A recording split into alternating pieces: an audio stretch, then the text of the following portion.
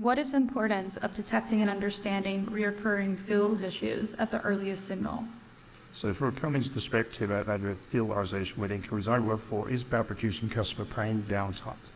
Above all else, we're also looking to some of the obvious things is reducing repeat visits, making the other field engineering teams aware if there's an issue. We make regressing calls back, one regressive calls back. The other thing we do is to try and look for what we refer to as a step 3, which is an interim solution to the customer issue, so we get the engine up and running while we look for a long-term final solution. And then finally, which might sound strange in the final part of the question, is looking at the financial liability increase and just try to reduce that, but that is secondary last compared to looking at customer downtime. Absolutely. And what we see with the leaders that we work with, like Stuart, is that from the time that the earliest warning signals emerge, that there's a recurring issue, a recurring quality issue. It can sometimes be months from then until the central organization recognizes that there's going to be a spike in quality, and you'll see lots of different people from dealerships to service technicians trying to resolve this problem, many escalations, but it can actually be months and months until the organization centrally recognizes it. And this leads to increased downtime. As Stuart mentioned, it dramatically increases the financial liability associated with warranty and parts.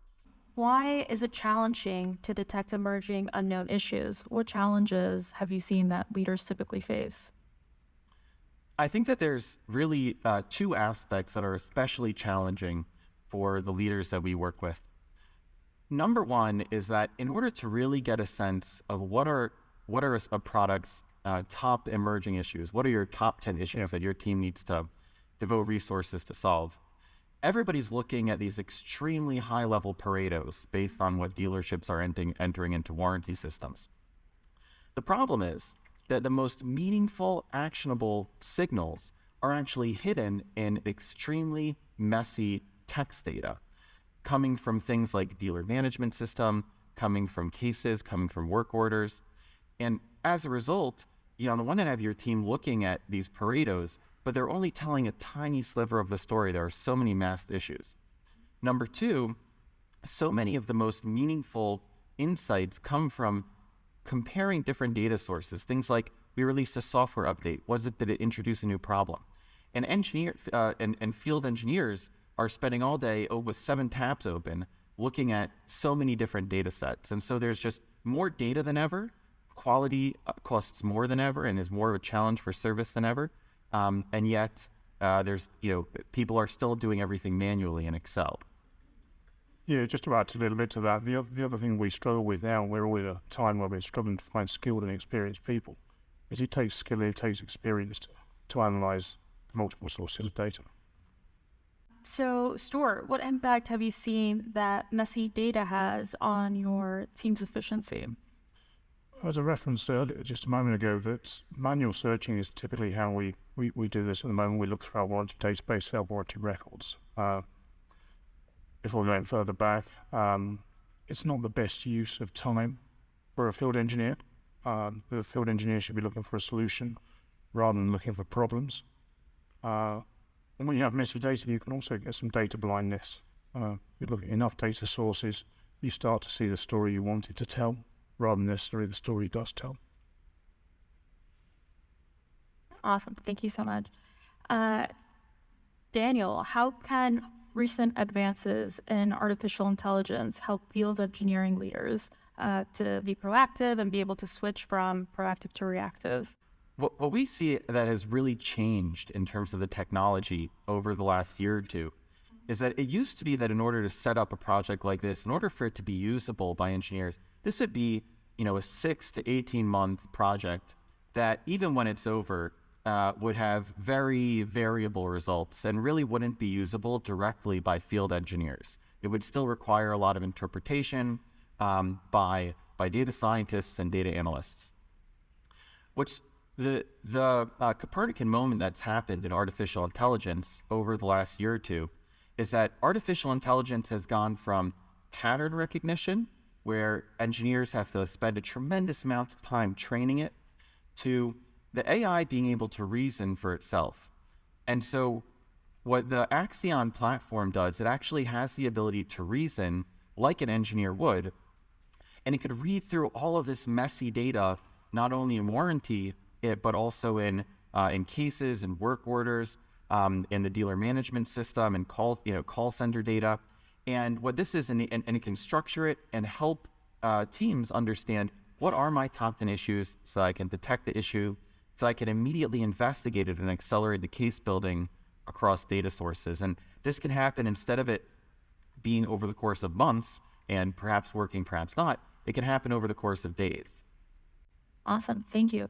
We're to go a little bit deeper and kind of double click on everything that's being discussed. Now we're going to pass it over to Stuart, who is going to go over a case study on how this has impacted it himself and his team at Cummins when utilizing AI in the field.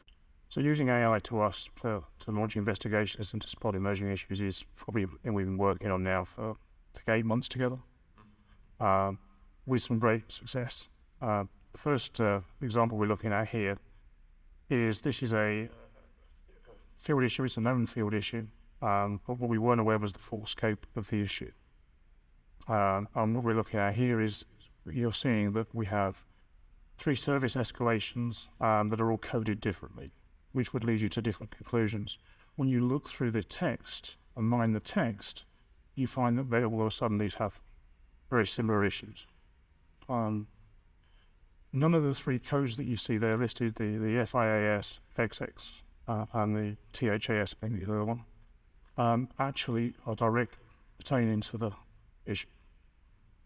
So it's sending you off on not on a wild goose chase, but it's sending you off down a rabbit hole. Whereas if we can pull those together and group those together and cluster them together, you can start to see the scope of the issue. This is the same case here, to give you the scope here, or the size of the issue. We're previously using our traditional data sources, we found some 75 known issues. And they were nearly 5 times more than that incorrectly coded. This has also led, because it's delayed the start of a project, meant that we were seeing repeat repairs. This is a $22,000 repair. So the impact on the cost avoidance is huge. And what we saw by collaborating with Cummins, we actually see, with many of our customers and, across automotive, aerospace, medical devices, industrial equipment, HVAC, there's really 2 significant impacts for service leaders and engineering leaders. On the one hand, when you're unaware of the scope of emerging issues and you think that the scope is on one product line, but it's actually across multiple, or you think it's in one geography, but it's actually across multiple, it means that your customers are having the experience that the service technicians that they're working with may not be able to resolve the issue on the first try, and so this ends up getting escalated. I see this in the data. These end up getting escalated over and over again. And this impacts downtime, it impacts customer experience. On the warranty side, if you don't adequately understand the issue, then this means that there can be a dramatically higher warranty cost than there needs to be, because instead of introducing the countermeasure at the earliest warning signal, it might be 12 months until you introduce the correct countermeasure. So moving on now to look at a different issue. The lesson we learned from here is waiting for warranty data is too slow. We were first made aware of this recurring issue back in August 2022, when we analysed the data and other sources of information coming in. The flags were starting to show some 19 months ahead of that target time, in which time we could have launched a project and had a solution out to the field.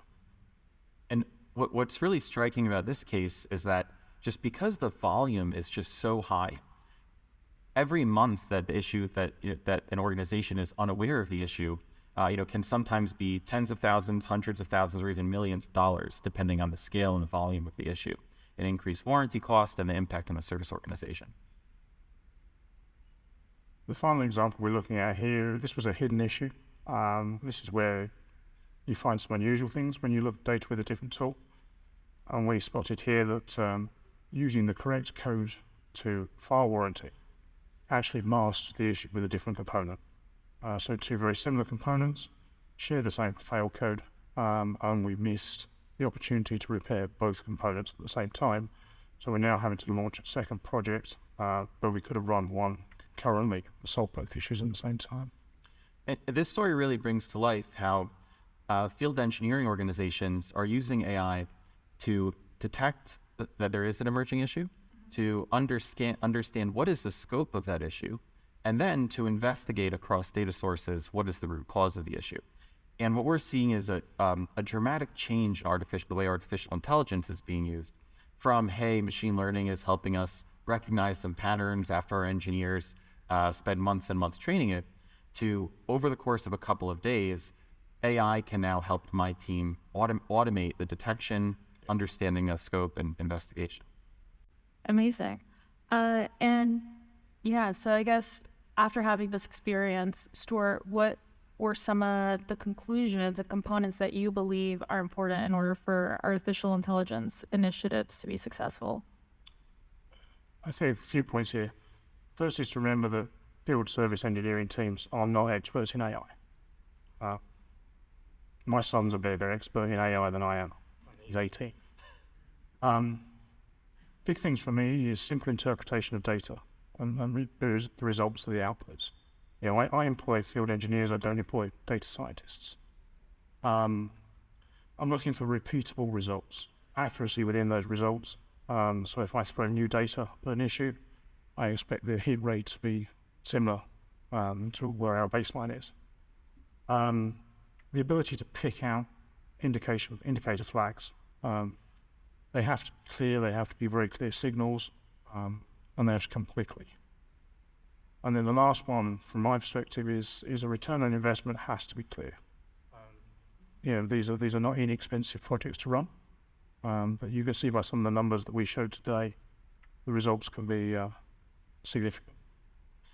And what we see, especially with engineering organizations, is that there really are a couple of conditions that have to be in place, as Stuart mentioned, in order for this to be a success. And we see this not only at Cummins, but really across industries.